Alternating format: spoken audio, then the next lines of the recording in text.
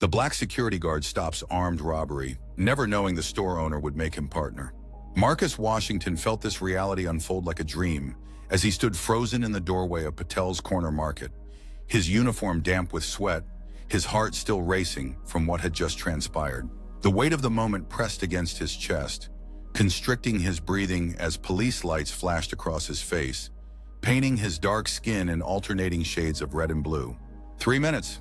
That's all it had taken to change everything. 3 minutes of instinct, training, and a courage he hadn't known lived inside him. The cool night air carried the scent of rain and adrenaline as officers took statements from shaken customers. Marcus watched as they escorted the would-be robber, now handcuffed and subdued, into the back of a police cruiser. The young man couldn't have been more than 19, desperation etched into his face like ancient writing on stone. For a fleeting moment their eyes met, and Marcus felt something that surprised him. Recognition. Not of the person, but of the despair. 7 years ago, that could have been him. Mr. Washington? An officer approached, notepad in hand. We'll need your statement as well. Marcus nodded, his mouth suddenly dry. The events replayed in his mind with cinematic clarity. The masked figure bursting through the door, the glint of metal, the screams, his own body moving as if controlled by something beyond conscious thought. Of course, he managed, his deep voice steadier than he felt. Across the store, Raj Patel stood talking animatedly with another officer, occasionally glancing toward Marcus with an expression the security guard couldn't quite decipher. The store owner's typically immaculate button-up shirt was rumpled, one sleeve partially torn at the shoulder. Yet despite the chaos, there was something in the older man's eyes, a spark that seemed out of place amid the aftermath of violence. Marcus had been working security at Patel's corner market for just 3 weeks. It was the latest in a string of jobs that barely kept his head above water. At 34, he lived alone in a one-bedroom apartment where the radiator clanked all night in winter and the air conditioning sputtered weekly through summer.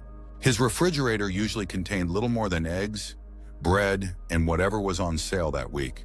His savings account held less than a month's rent. But he showed up early for every shift, stood straight, watched carefully. It wasn't much, but it was honest work. And after his past, honest work meant everything. The officer finished taking his statement just as the last customer left. The store would remain closed for the rest of the night. Yellow police tape stretching across the entrance like a warning. You should go home, get some rest, the officer said, closing his notepad. Good work tonight. Not many would have reacted so quickly. Marcus nodded but didn't move toward the door. Something kept him rooted to the spot. Perhaps the adrenaline still coursing through his system, or maybe the odd sense that tonight marked some invisible threshold he couldn't yet name. Marcus. Mr. Patel's voice came from behind, startling him from his thoughts. Would you join me for tea? In my office? The request was so unexpected, so incongruous with the events of the evening, that Marcus could only nod. The back office was small but meticulously organized. Invoices in labeled folders, schedules pinned to corkboard, a desktop computer showing spreadsheets. A small electric kettle hummed in the corner. The space smelled of cardamom and sandalwood, so different from the antiseptic floor cleaner and processed foods that permeated the store.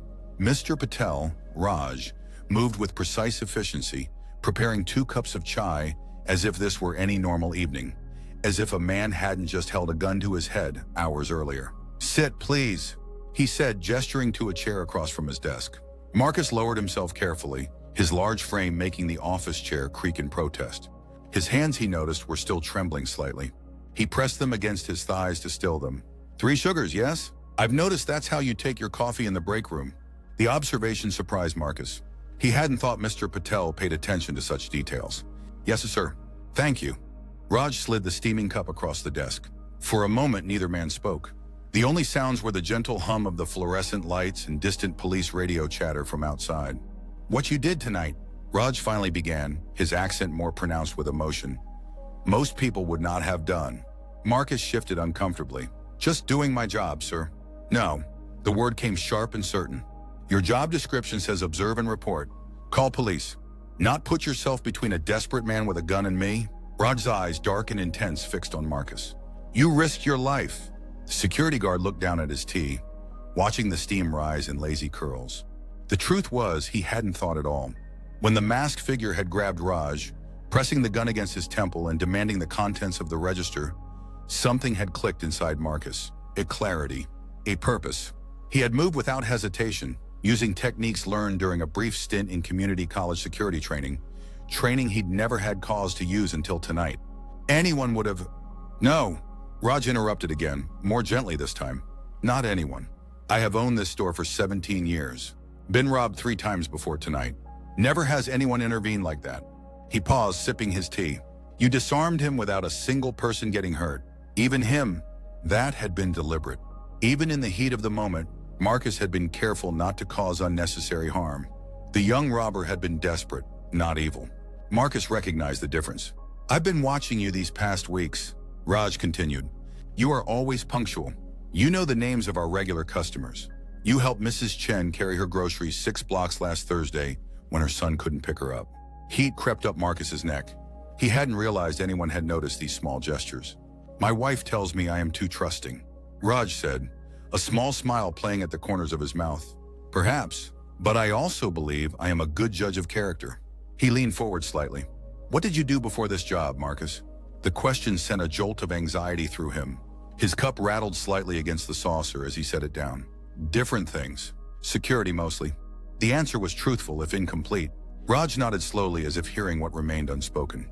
We all have pasts, yes? What matters is what we choose to do with our present. He paused, seeming to contemplate his next words carefully.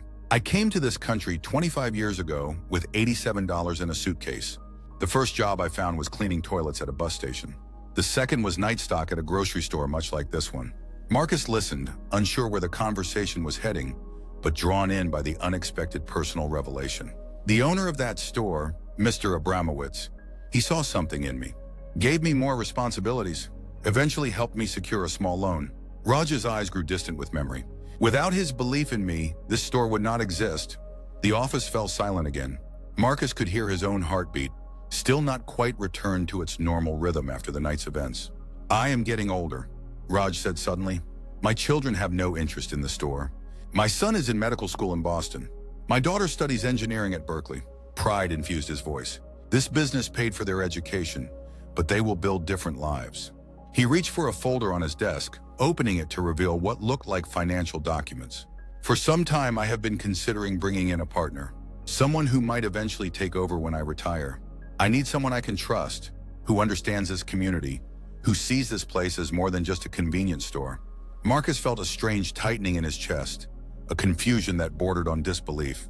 Sir, I am not offering anything tonight, Raj said quickly, raising a hand. That would be foolish emotion talking.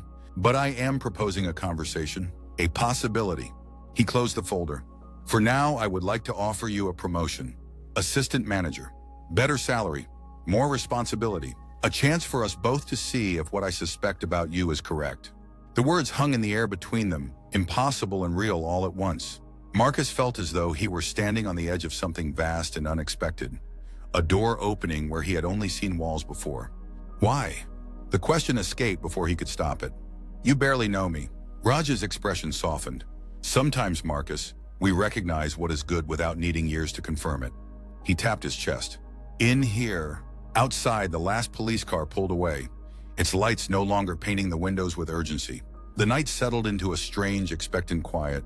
You don't need to answer now, Raj said. Go home. Rest up. Think about it. Marcus nodded, rising from his chair, legs unsteady beneath him. The events of the night, the robbery, the fight, and now this unexpected offer, swirled together in a dizzying blend. Thank you, he managed, the words feeling wholly inadequate. I'll think about it. As he turned to leave, Raj spoke once more. You saved more than my store tonight, Marcus. You saved my life. Some debts cannot be repaid, but they can be honored. The night air felt different when Marcus stepped outside. Cleaner somehow, as if the rain had washed away more than just city grime. He stood for a moment under the streetlight, its glow creating a perfect circle of illumination in the darkness. For the first time in years, he allowed himself to feel something dangerous and fragile taking root inside him. Hope. Marcus's apartment greeted him with its familiar emptiness. Bare walls, minimal furniture, the soft hum of his ancient refrigerator. He'd never bothered to make it feel like home. Home was a concept he'd abandoned long ago, somewhere between his mother's funeral when he was 19 and his release from Lakeside Correctional 7 years ago. 4 years, 3 months, and 17 days for a mistake made in grief and desperation. A sentence served and debt paid, yet the invisible prison of his record followed him everywhere. He mechanically went through his post-shift routine, shoes by the door, uniform hung carefully in the closet, shower hot enough to burn away the day's residue. But tonight his mind wouldn't quiet. Mr. Patel's offer played on repeat. Assistant manager, better salary, the hint of something even more significant on the horizon. It didn't make sense. People didn't take chances on ex-cons, especially not with their livelihoods. Every job interview since his release had followed the same script. Initial interest fading to polite dismissal once the background check returned.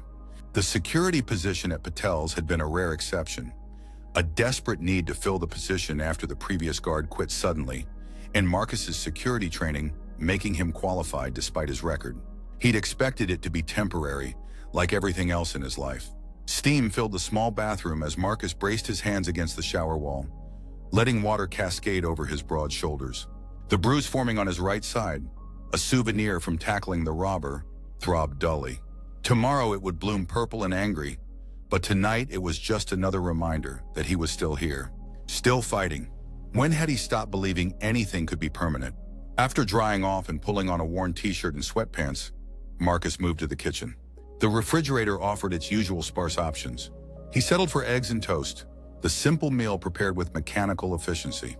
As he ate at his small kitchen table, his phone buzzed with a text. Few people had his number, and fewer still messaged him, especially at this hour. It was Darius, his younger brother. Just saw the news. Corner store robbery on Jackson Avenue. That your spot? You okay? Marcus stared at the message, something tightening in his chest. They didn't talk much these days, their relationship strained by years of Marcus's absence and the different paths their lives had taken. Darius had managed what Marcus couldn't. College degree, respectable job, a family starting to take shape. Their conversations were usually brief, perfunctory check-ins that maintained the thinnest thread of connection. I'm fine. Guy had a gun, but no one got hurt. He hesitated before adding, thanks for checking. The response came quickly. Glad you're safe. Lisa's having a birthday thing for Mikey this Sunday, 3 p.m. You should come. Mikey, Darius's son, Marcus's nephew, 5 years old now, and Marcus had seen him exactly 3 times. The last visit had been awkward. The boy shy around this large stranger who was supposedly his uncle. I'll try, it was his standard response. Non-committal, safe. But tonight something pushed him to add, save me some cake. A small change. A tiny opening in a door long closed. His finger hovered over the send button for a full 10 seconds before pressing it. The reply appeared almost immediately. Will do. He'd like to see you. Marcus set the phone down, emotions he couldn't name churning beneath his carefully constructed calm. Was it possible to rebuild what had been broken? To become someone different than what his past suggested he should be? Mr. Patel seemed to think so. Sleep proved elusive that night. Marcus lay awake, staring at the ceiling, remembering the young robber's face. So young, so desperate. The recognition in those eyes had been a mirror Marcus hadn't wanted to look into. A reminder of his own past desperation, his own mistakes. The difference was that Marcus had been caught, had served his time, had emerged determined to never go back. What would have happened if someone had offered him another path before he'd made his fateful choice? The question followed him into uneasy dreams, where he alternated between being the security guard and the robber, never quite sure which role was truly his. Morning arrived with pale sunlight filtering through thin curtains. Marcus woke feeling as if he hadn't slept at all, his body heavy with exhaustion, his mind still churning with the previous night's events and revelations.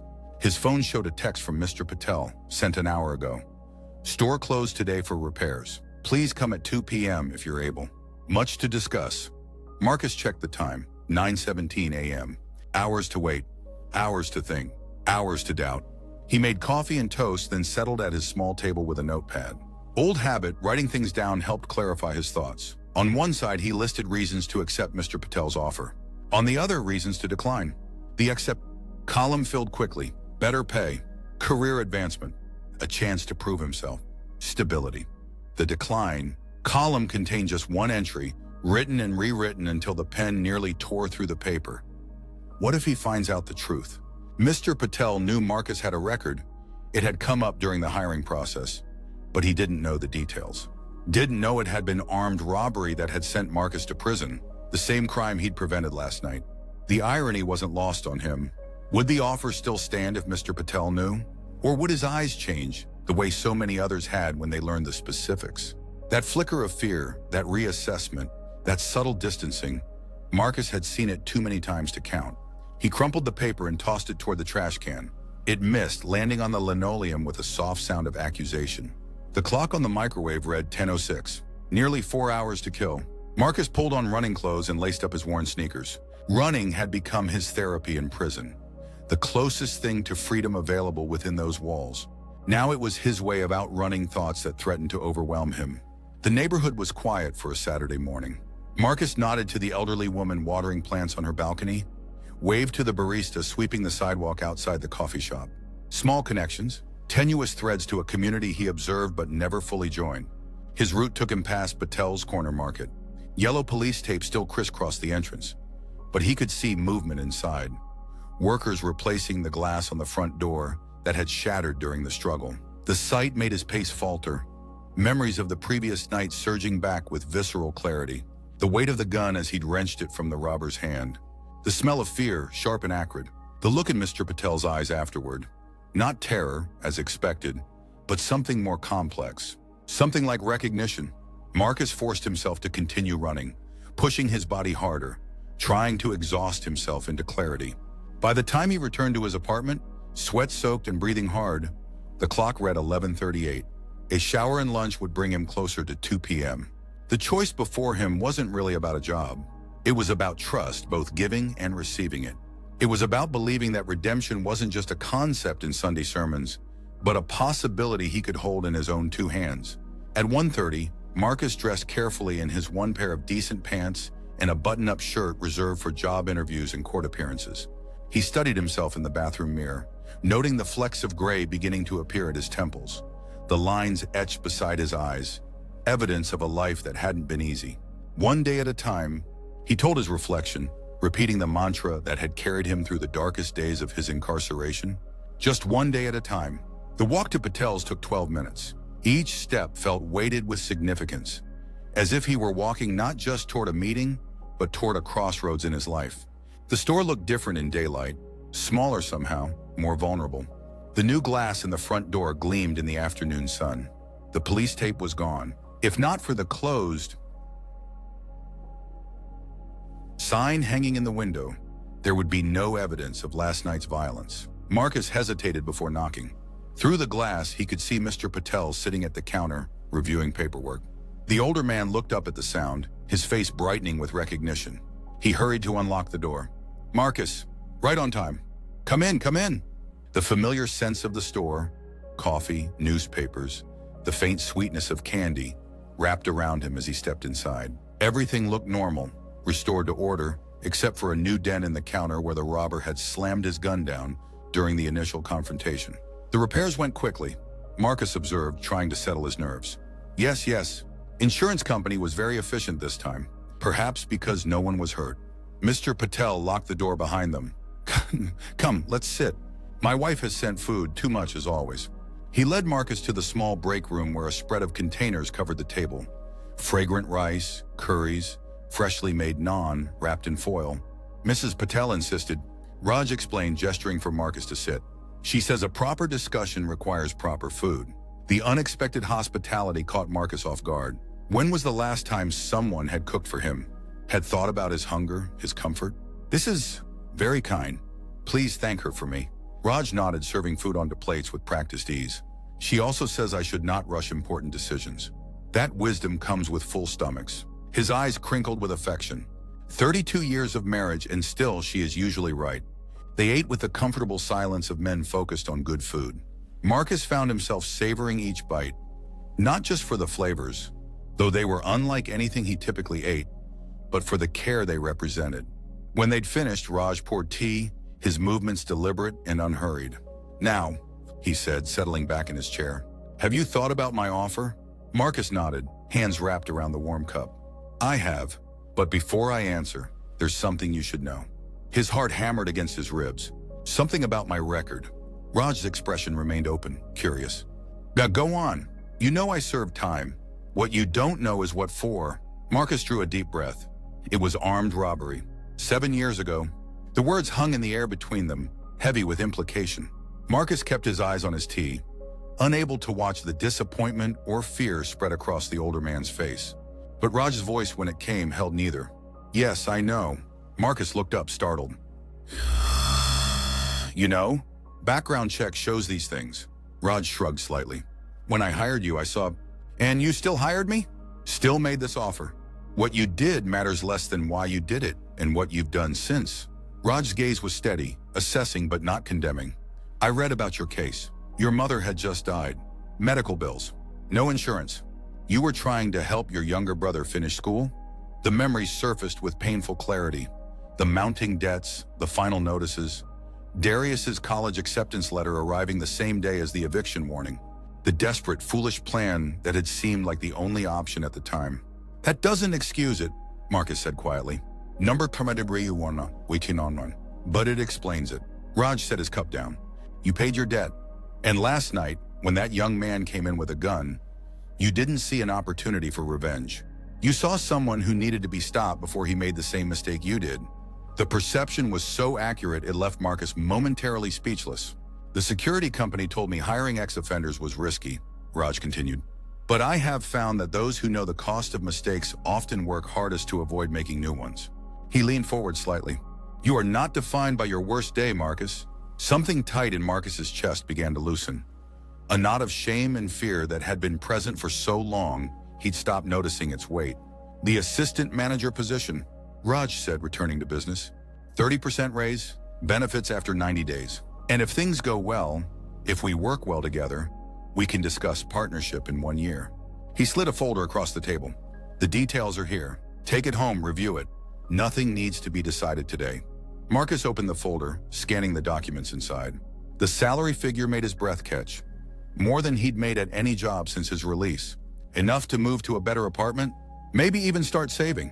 Why me? The question that had kept him awake all night finally found voice. There must be dozens of people more qualified. People without records. Raj considered this, his head tilting slightly. Perhaps. But qualifications on paper are not everything. He gestured around the small break room. This store, it is not just a business to me. It is my life's work, my legacy. His voice softened. I need someone who will care for it as I do. Someone who understands its value to the community. He reached for a photo frame on the wall. A faded image of a much younger Raj standing proudly in front of the store on its opening day.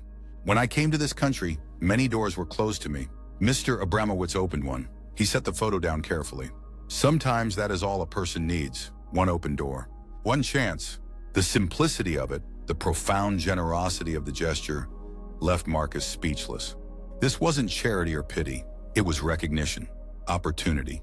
A hand extended not to pull him from the depths, but to invite him to climb higher than he thought possible. I don't know what to say, he finally managed. Say nothing now, Raj replied, rising from his chair. Take the weekend. Read the offer. Monday morning we talk again. He extended his hand. But know this, I do not make offers I do not mean. I believe you are the right person for this position.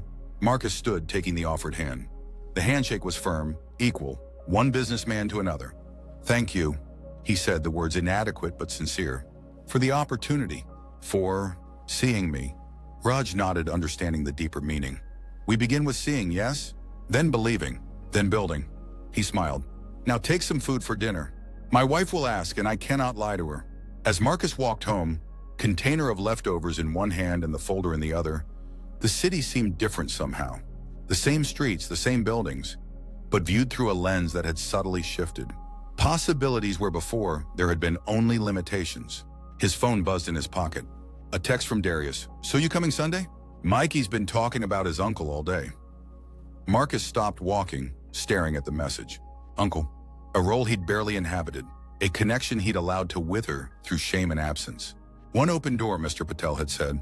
One chance. Maybe it wasn't too late for that door either. What time again? And does he still like dinosaurs? The reply came almost instantly. 3 p.m. And are you kidding? Dinosaurs are life. You remember. But he hadn't remembered. Hadn't been present enough to know such a basic fact about his nephew. The realization stung.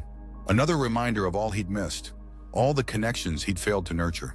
It wasn't too late to change that, just as it wasn't too late to become more than what his record suggested he could be. Marcus tucked the folder carefully under his arm and continued walking, his steps lighter than before, his mind already calculating how much of his first paycheck as assistant manager could go toward a proper birthday gift for a dinosaur-loving 5-year-old. One day at a time, one open door at a time. For the first time in years, the future seemed less like a sentence to be served and more like a story waiting to be written. Sunday afternoon found Marcus standing outside his brother's apartment building, a gift-wrapped package tucked under one arm, his heart pounding with an anxiety that seemed disproportionate to the occasion. A child's birthday party shouldn't feel more daunting than facing an armed robber, yet here he was, palms sweating, second-guessing his decision to come.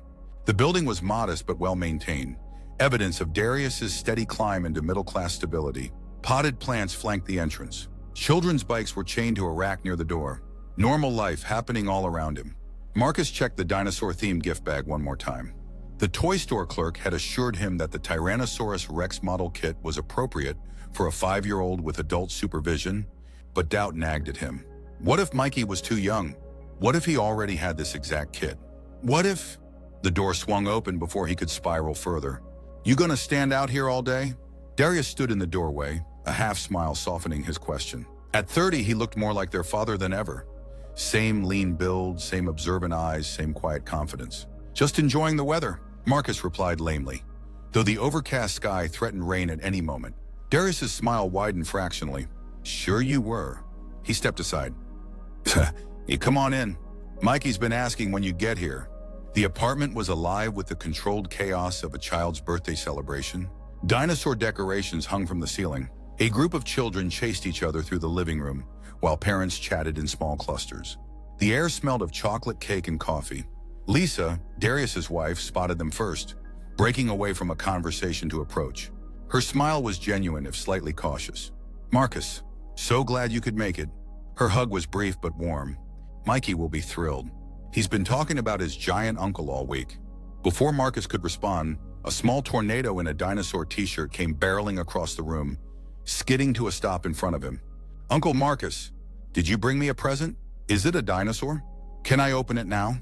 Mikey bounced on his toes, energy radiating from him in almost visible waves. His gap-toothed smile and eager eyes made something twist in Marcus's chest. A sharp ache of recognition mixed with regret for all the birthdays he'd missed. "Hey, buddy." Marcus crouched down, bringing himself closer to eye level with his nephew. "Happy birthday. And yeah, I brought you something. Your dad says you like dinosaurs?" "I love dinosaurs." Mikey's volume suggested this was the understatement of the century. "T-Rex is my favorite because he's the king. But I also like Triceratops because they can defend themselves. And pterodactyls because they can fly and..." "Breathe, Mikey." Darius interrupted with a laugh. "Why don't you show Uncle Marcus where to put your gift, and then you can introduce him to your friends." The boy nodded enthusiastically, grabbing Marcus's hand and tugging him toward a table piled with colorful packages. The tiny fingers wrapped around his much larger ones felt impossibly fragile, yet they pulled with surprising strength. "This is the present table," Mikey explained seriously. "We open them after cake. That's the rule." "Sounds like a good rule," Marcus agreed, carefully adding his gift to the collection. What followed was a crash course in 5-year-old social dynamics as Mikey proudly introduced his giant uncle to each of his friends, most of whom regarded Marcus with wide-eyed fascination due to his height. He found himself drawn into a debate about which dinosaur would win in a fight, served pretend tea at a miniature table, and recruited to help build a tower of blocks all the way to the ceiling. Through it all, he caught glimpses of Darius watching, sometimes amused, sometimes with an expression Marcus couldn't quite identify. Something like assessment mixed with cautious hope. During a brief lull while the children were distracted by a dinosaur-themed game led by Lisa, Darius appeared at his side with a cup of coffee. "You're good with him," he observed, nodding toward Mikey. "Natural." Marcus accepted the coffee gratefully. "I don't know about that. Just trying not to break anything or say something inappropriate." "Low bar," Darius acknowledged with a small smile. But still, they stood in companionable silence for a moment, watching the children play. It was the closest they'd been in years without tension stretching between them. "Heard about what happened at the store," Darius said finally. For real this time, not just from the news. Mrs. Chen's grandson works dispatch. Said you tackled an armed robber. Marcus shrugged, uncomfortable with the hint of admiration in his brother's voice. Just reacted. Could have gotten yourself killed. Didn't think about that at the time. Darius studied him over the rim of his coffee cup. You always were the one who jumped first and thought later. There was no judgment in the observation, just a statement of fact. Still, it prodded at old wounds. The impulsivity that had led to his worst decisions. The rashness that had cost them both so much. Trying to get better at the thinking part, Marcus said quietly. Something in his tone must have conveyed the weight behind those simple words. Darius nodded, a flash of understanding passing between them. Store owner grateful? He asked. Marcus hesitated, unsure how much to share. Yeah, actually offered me a promotion. Assistant manager. Darius's eyebrows rose. No kidding? That's great, man. The genuine pleasure in his voice eased something tight in Marcus's chest. You taking it? Thinking about it. Probably will.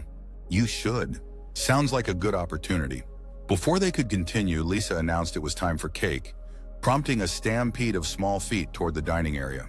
Mikey insisted Marcus sit next to him, patting the chair imperiously until his uncle complied. The ritual that followed, the singing, the candles, the exaggerated wish-making struck Marcus with unexpected poignancy. How many moments like this had he missed? How many simple celebrations had passed without him while he served his time or kept his distance afterward, convinced his presence would only taint these normal family scenes?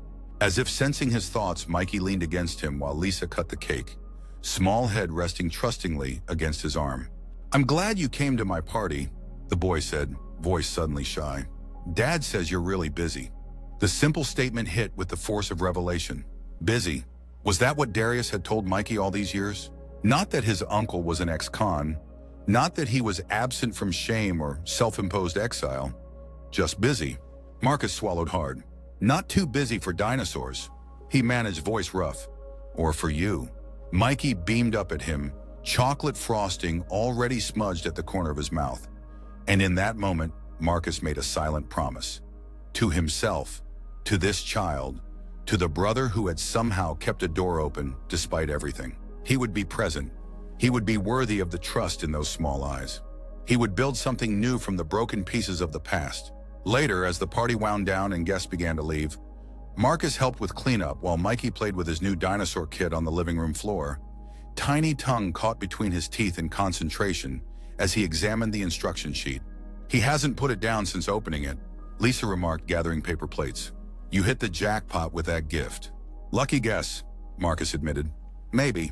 She glanced toward Darius, who was helping another child locate a lost shoe. Or maybe you know more than you think. The comment stayed with him as he finished helping, as he said his goodbyes, as Mikey extracted a promise that he would come back soon to see the completed dinosaur model. Next Sunday, Darius suggested casually as he walked Marcus to the door. Dinner? Nothing fancy, just family. Family. The word hung between them, weighted with history and possibility. I'd like that, Marcus said simply. The rain had started while he'd been inside, a gentle spring shower that dampened his shoulders as he walked toward the bus stop. But he found he didn't mind. The water felt cleansing somehow, washing away the invisible barriers he'd constructed between himself and the life he might have had. Might still have. Tomorrow he would tell Mr. Patel he was accepting the position. Tonight he would sleep better than he had in years, lulled by the sound of rain and the memory of a small hand in his, leading him forward. 6 months later, Marcus stood behind the counter at Patel's Corner Market, reviewing inventory figures on the store's computer system. His reflection in the security monitor showed a man transformed, not just by the button-up shirt and tie that had replaced his security uniform, but by the confidence in his posture, the ease in his movements. Assistant manager had become more than a title. It was a role he inhabited fully, learning every aspect of the business from ordering to accounting to customer relations. The work challenged him in ways his previous jobs never had, pushing him to develop skills he hadn't known he possessed. Mr. Patel, Raj, had proven to be a patient teacher and generous mentor. Their morning meetings over chai had become a ritual, business discussions flowing naturally into conversations about family, community, and occasionally philosophy. Good morning, Mr. Washington. Mrs. Chen's voice broke through his concentration. The elderly woman placed her usual items on the counter: tea, crackers, canned soup. Mrs. Chen, Marcus smiled, scanning her purchases. "How's that grandson of yours doing at the police academy?" "Top of his class." Pride radiated from her as she counted out exact change. "He says to thank you for the recommendation letter. It made a difference." Marcus nodded, remembering the careful words he'd written, vouching for the character of a young man he'd come to know through community meetings. The irony of an ex-con recommending someone for police work wasn't lost on him, but the world he was learning thrived on such contradictions. "He'll make a good officer," he said, bagging Mrs. Chen's groceries. "Smart, listens well." "Like you," she replied with the directness of the elderly. "You would have made a good officer too." The comment caught him off guard. "I don't know about that." Mrs. Chen waved away his uncertainty. "I have lived 82 years. I know people." She accepted her bag with a nod. Some take different paths to find their purpose. The destination matters more than the route. As she left, Marcus found himself contemplating her words. Different paths. It wasn't how he would have described his journey, from promising student to desperate criminal, to parolee to where he stood now. But there was wisdom in her perspective. The morning passed in the comfortable rhythm the store had developed under his and Raj's shared management. Regular customers came and went. Deliveries arrived. Minor problems were solved. Shortly before noon, Raj emerged from the back office, reading glasses perched on his nose, a folder in his hands. "Marcus, do you have a moment? I've received the quarterly figures from our accountant." They retreated to the small office that now contained 2 desks, Raj's original one and a slightly smaller one that had appeared for Marcus 3 months into his new position. "The numbers are very good," Raj said, spreading the documents between them. "Better than projected. The new inventory system you implemented has reduced waste by 17%. Marcus leaned forward, studying the figures. He'd taken night classes in basic accounting to better understand this aspect of the business, determined to master every element of store management. "The expanded hot food section is paying off too," he noted, pointing to another column. "And the community bulletin board is bringing in new customers." Raj nodded, pleased. "Yes, your ideas are working well." He removed his glasses, setting them carefully on the desk. "Which makes this conversation timely." Something in his tone made Marcus look up sharply. "Is everything okay?" "More than okay." Raj smiled, reaching for another folder in his desk drawer. "Do you remember our conversation the night of the robbery? What I mentioned might be possible after a year." Marcus's heart rate picked up. "Partnership." "Yes." Raj opened the folder, revealing legal documents. "I know it has been only 6 months, but I believe in recognizing readiness when I see it." He slid the papers across the desk. 10% ownership to start. Option to increase over 5 years to 49%. Your management salary continues, plus quarterly profit sharing. Marcus stared at the documents, scanning terms that would have been incomprehensible to him a year ago, but now made perfect sense. The opportunity was even more substantial than he'd anticipated. "This is a lot of trust," he said finally, looking up to meet Raj's steady gaze. "Earned trust," Raj corrected. "I have watched you rebuild your life with determination and integrity. You have proven yourself not just capable, but exceptional." He gestured to the store beyond the office walls. "The customers respect you. The employees look to you for leadership. You have become essential to this business." The words washed over Marcus like warm water, dissolving layers of doubt that had accumulated over years of rejection and judgment. "I don't know what to say," he admitted. Raj smiled. "Say you will consider it. Discuss with your family. Make the decision that feels right." Family. The word no longer caused a pang of regret. Sunday dinners at Darius's had become a fixture in his life. Mikey now had a dedicated drawer in Marcus's new apartment for toys and clothes during overnight visits. Even Lisa had warmed completely, often calling Marcus directly to coordinate family events. "I'll think about it," he promised, though in his heart, the decision was already made. This store had become more than a workplace. It was the foundation upon which he was rebuilding his life, brick by careful brick. That evening after closing, Marcus walked the aisles of the store alone, taking inventory not of products but of changes. New energy-efficient refrigeration units he'd researched and recommended. Expanded organic produce section based on customer requests he'd documented. Community bulletin board filled with local announcements, job postings, and thank you notes. His reflection caught in the security monitor stopped him short. For a moment, he saw not just who he was now, but who he had been that night 6 months ago. Uniformed, uncertain, standing at the threshold of possibility. One moment of courage. One person willing to see beyond a record. One chance taken and given. His phone buzzed with a text from Darius. Mikey wants to know if Uncle Marcus is still coming to his t-ball game tomorrow. Marcus smiled, typing his reply. Wouldn't miss it. I'll be the one cheering embarrassingly loud. As he locked the store and stepped out into the evening, Marcus felt the weight of the partnership papers in his bag, not as a burden, but as ballast, steadying him as he navigated toward a future he was finally allowing himself to fully imagine. The streetlights flickered on around him, illuminating a path forward, not erasing the shadows of the past, but making them less defining, less limiting. One step at a time, one day at a time, building something new, something that, against all odds, felt remarkably like redemption. 1 year to the day after the robbery, Patel and Washington Corner Market held its grand reopening celebration. New signage gleamed above the entrance. Balloons and streamers festooned the newly expanded storefront. A banner proclaimed "Same Heart, New Vision" across the windows.